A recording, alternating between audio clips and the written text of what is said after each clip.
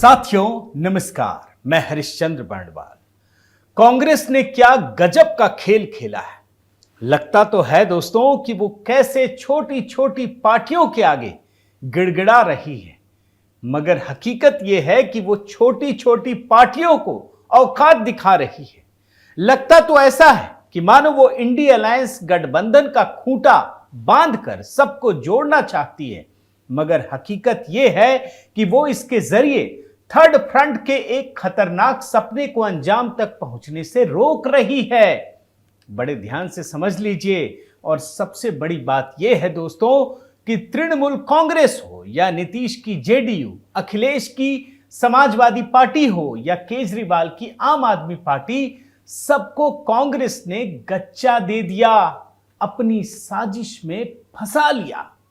अब देखिए दोस्तों, एक तरफ कांग्रेस की भारत जोड़ो न्याय यात्रा चल रही है, तो दूसरी तरफ उसके नेतृत्व वाले इंडिया अलायंस से छोटी छोटी पार्टियों के निकलने की यात्रा भी चल रही है। कैसी यात्रा? इनकी यात्रा आगे बढ़ती है, छोटी छोटी पार्टियां निकल जाती है। मगर मजा देखिए, कांग्रेस इंडिया अलायंस के टूटने का ठीकरा क्षेत्रीय पार्टियों और उनके नेताओं पर फोड़ रही है। लेकिन इस खबर के पीछे की खबर क्या है, यह समझना जरूरी है। इसके पीछे की खबर यह है दोस्तों कि कांग्रेस अपने राष्ट्रीय अस्तित्व को बचाने के लिए इन पार्टियों को इंडिया अलायंस से अलग होने के लिए मजबूर कर रही है। और इतना सब कुछ होने के बाद भी कांग्रेस यही कह रही है कि ये पार्टियां इंडिया अलायंस का हिस्सा है। कांग्रेस ये दोहरा रवैया क्यों अपना रही है? जरा सोचिए। ये दोहरा रवैया इसलिए अपना रही है ताकि गठबंधन की पार्टियां थर्ड फ्रंट बनाकर उसके ही अस्तित्व को चुनौती ना देने लगे और कांग्रेस की राजनीति, जो केंद्र की राजनीति चल रही है, उसमें कांग्रेस की प्रासंगिकता खत्म करने का काम ना करने लगे। इसीलिए बड़े ध्यान से समझिए, कांग्रेस की मंशा क्या है, कैसे खेल रही है वो क्षेत्रीय पार्टियों से। पिछले 7 महीनों से कांग्रेस ने इंडिया अलायंस की पार्टियों को सीट शेयरिंग के मुद्दे पर उलझाया, लेकिन अपने लिए लोकसभा की सभी सीटों पर चुनाव लड़ने की रणनीति तैयार कर ली। और याद रखिए, गठबंधन से अलग होकर वो अकेले काम कर रही है। मैं आपको अभी पूरा टाइमलाइन दिखाऊंगा, बताऊंगा। कांग्रेस चाहती है दोस्तों कि राष्ट्रीय स्तर पर भाजपा के खिलाफ वही सिर्फ एक पॉलिटिकल पोल बनी रहे। इसके लिए पूरी रणनीति तैयार की गई। मकसद सिर्फ यही था कि इस लोकसभा चुनाव में कोई थर्ड फ्रंट ना बन सके। मैं आपको शुरू से दिखाता हूं, उदाहरण के साथ दिखाता हूं। आप इंडिया अलायंस की पहली बैठक को ही देख लीजिए, जिसमें कांग्रेस ने खेल कर दिया। आपको याद होगा दोस्तों, 28 मई 2023 को पटना में नीतीश कुमार ने कहा कि विपक्षी दलों की एक बैठक होगी और कांग्रेस हाईकमान से बात नहीं हुई थी, लेकिन 12 जून की तारीख का ऐलान कर दिया था। याद है ना? बड़ा एकदम बस क्रिएट किया गया था।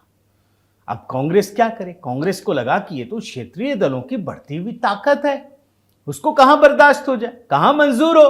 और इसीलिए 12 जून की बैठक में कांग्रेस ने आने से मना कर दिया, बोला हम नहीं आएंगे। पहली बैठक की बात बता रहा हूं। कांग्रेस ने अपनी हनक बनाने के लिए कहा कि बैठक 23 जून को हो और तभी आएंगे। और कांग्रेस के कहने पर 23 जून को बैठक हुई। लेकिन क्या हुआ? गठबंधन के किसी नाम कमेटी पर चर्चा को आगे ही नहीं बढ़ने दिया। किसने? कांग्रेस ने। आगे बढ़िए। अब यही बैठक कांग्रेस शासित राज्य कर्नाटक के बेंगलुरु में होती है 18 जुलाई 2023 को। क्या होता है?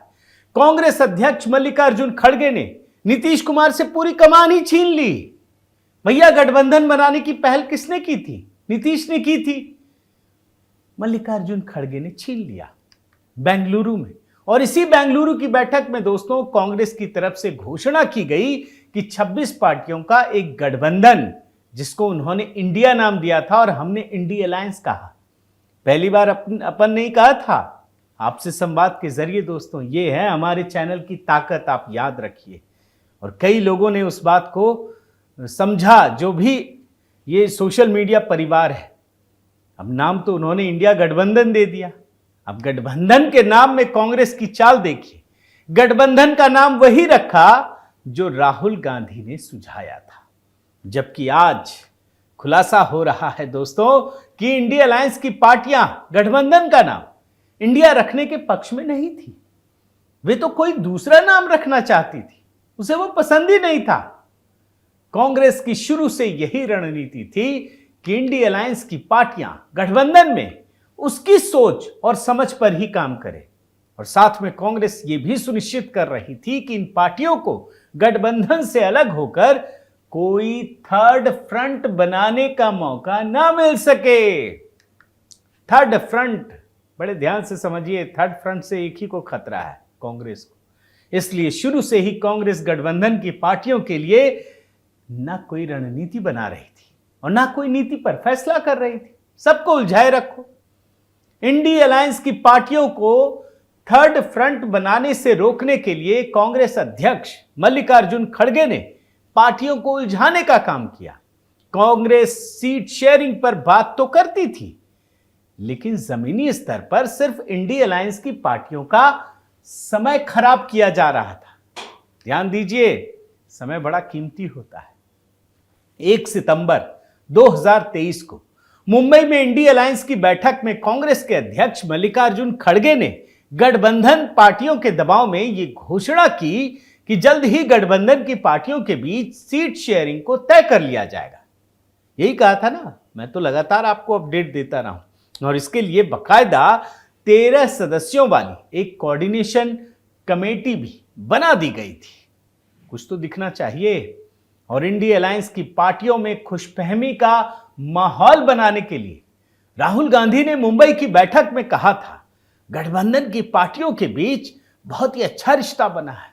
यह रिश्ता विश्वास का है, जिसकी ताकत पर वो लोकसभा चुनाव में एनडीए और प्रधानमंत्री मोदी को हराने में सफल होंगे, राहुल गांधी कह रहे थे। लेकिन हकीकत यही थी कि कांग्रेस इंडिया अलायंस की पार्टियों को थर्ड फ्रंट बनाने से रोकने की रणनीति पर काम कर रही थी। जुलाई महीने में आप देखिए, मुंबई में बनी कोऑर्डिनेशन कमेटी के बाद भी कांग्रेस ने सीट शेयरिंग पर दिसंबर महीने तक कोई चर्चा ही नहीं की। और जब गठबंधन ने इस पर सवाल उठाना शुरू किया, आपको ध्यान होगा, तो कांग्रेस अध्यक्ष मल्लिकार्जुन खड़गे ने कहा कि 3 दिसंबर, जी हां 3 दिसंबर को विधानसभा चुनाव के बाद सीट शेयरिंग पर चर्चा होगी। और आपको याद रखना चाहिए, इस बीच एक और काम हुआ था, याद है ना, बहुत सारे पत्रकारों को बैन कर दिया था। और उस जो बैन किया गया था, उस रूल को किसने तोड़ा? कांग्रेस ने ही तोड़ा। इन्हीं के मुख्यमंत्रियों ने तोड़ दिया। सोचिए कैसे घुमा रहे थे। लेकिन आगे बढ़िए, विधानसभा चुनाव के बाद 17-18 दिसंबर को दिल्ली में हुई बैठक में गठबंधन की पार्टियों को आशा थी, विश्वास था कि सीट शेयरिंग और चुनाव की रणनीति पर चर्चा होगी। कांग्रेसी अब तो मान जाएंगे, कुछ तो करेंगे। लेकिन हुआ क्या? इस मीटिंग में कांग्रेस ने ममता बनर्जी का इस्तेमाल करते हुए मल्लिकार्जुन खड़गे का नाम प्रधानमंत्री पद के लिए आगे बढ़वा दिया। अब क्या इसका मकसद क्या था? आप सोचिए। इसका मकसद यही था दोस्तों कि क्षेत्रीय पार्टियों को यह संदेश दिया जाए कि इंडिया अलायंस के गठबंधन में सिर्फ कांग्रेस का ही राज चलेगा। लगता होगा कि कोई दूसरा खेल रहा है। जी नहीं, दूसरा भी खेल रहा हो तो खेल तो कांग्रेस का ही चल रहा है, तीसरा भी खेलेगा तो भी कांग्रेस का ही खेल चलेगा। इस मीटिंग में भी सीट शेयरिंग पर कोई चर्चा नहीं हुई और ना ही लोकसभा चुनाव के लिए कोई रणनीति बनी। इंडिया अलायंस की इस बैठक को भी कांग्रेस ने सिर्फ एक भेंट मुलाकात तक समेट कर रख दिया, कुछ नहीं हुआ, चाय पर चर्चा। जबकि कांग्रेस पार्टी अपनी चुनावी रणनीति पर लगातार काम कर रही थी। और याद रखिए, उसने लोकसभा चुनाव के लिए अपना वॉर रूम तैयार कर लिया था। चुनाव के लिए प्रचार कमेटी ने भी अपना काम करना शुरू कर दिया था।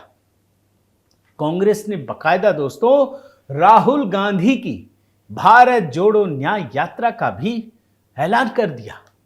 और इंडी गठबंधन की पार्टियां, ध्यान दीजिए, वहीं की वहीं पड़ी रही, कुछ नहीं। सीट शेयरिंग पर बातचीत अब भी कोसों दूर थी, कुछ नहीं हो रहा था।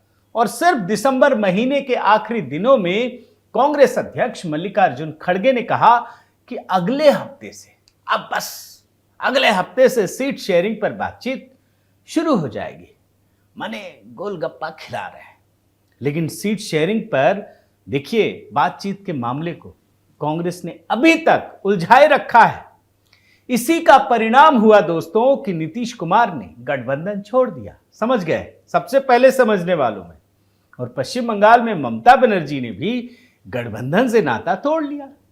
अब तो वो ऐलान कर चुकी हैं कि लोकसभा चुनाव अकेले लड़ रही हैं। एहसास हो गया, ममता बनर्जी कांग्रेस के रवैये से बहुत गुस्से में है। और उन्होंने तो यहां तक कहा दोस्तों, कांग्रेस को चुनौती दी बकायदा कि कांग्रेस पूरे देश में 40 सीट भी जीत कर दिखा दे। ऐलान किया है। और 24 जनवरी को जब ममता बनर्जी ने इंडिया अलायंस से नाता तोड़ा, तो उसी दिन आम आदमी पार्टी ने भी पंजाब और दिल्ली में अकेले चुनाव लड़ने का ऐलान कर दिया। आपको याद होगा दोस्तों। यही नहीं, उत्तर प्रदेश में भी सीट शेयरिंग के मामले में समाजवादी पार्टी अलायंस का साथ छोड़कर अपनी रणनीति पर काम कर रही है। इधर महाराष्ट्र चले आइए, वहां भी कांग्रेस के कारण गठबंधन में सीट शेयरिंग नहीं हो पा रही है। शिवसेना उद्धव गुट कांग्रेस पर सीट शेयरिंग को उलझाए रखने का आरोप लगा रही है। वहां भी आपको लग जाएगा। एक और है, महाविकास अघाड़ी की एक और पार्टी है, वंचित बहुजन अघाड़ी। उनके अध्यक्ष प्रकाश अंबेडकर ने कह दिया है कि महाराष्ट्र में इंडिया अलायंस एक तरह से खत्म हो चुका है। बिगुल फूंक दिया इन्होंने, नहीं है कुछ भी, सब फालतू की बात है। आज जब लोकसभा चुनाव होने में कुछ ही दिन बचे हैं, तो क्षेत्रीय दलों के पास इतना समय भी नहीं बचा है कि वो थर्ड फ्रंट बना सकें। कुछ नहीं हो सकता। और इस तरह से दोस्तों, कांग्रेस ने इंडिया अलायंस के जरिए अपने राष्ट्रीय अस्तित्व को बचाने के लिए क्षेत्रीय दलों से उस इनिशिएटिव को छीन लिया है जिसके जरिए वो थर्ड फ्रंट बना सकते थे, कांग्रेस के अस्तित्व के लिए चुनौती बन सकते थे, मोदी सरकार को चुनौती दे सकते थे। सब खत्म, समय ही चला गया। कहते भी है ना, पछताए होत किया जब चिड़िया चुग गई खेत। और इस बात को तो पीएम मोदी भी समझते थे, इसीलिए उन्होंने शुरू से इसकी भविष्यवाणी की और आखिर में यह बता दिया कि क्यों इस अलायंस का अलाइनमेंट बिगड़ गया है। एक बयान छोटा सा सुनाता हूं, सुन लीजिए। कुछ दिन पहले भानुमति का कुनबा जोड़ा, लेकिन फिर एकला चलो रे करने लग गए। कांग्रेस के लोगों ने नया नया मोटर मैकेनिक का काम सीखा है और इसलिए अलाइनमेंट क्या होता है उसका ज्ञान तो हो गया होगा, लेकिन मैं देख रहा हूं अलायंस का ही अलाइनमेंट बिगड़ गया। देख रहे हैं ना, अलायंस का अलाइनमेंट बिगड़ गया है।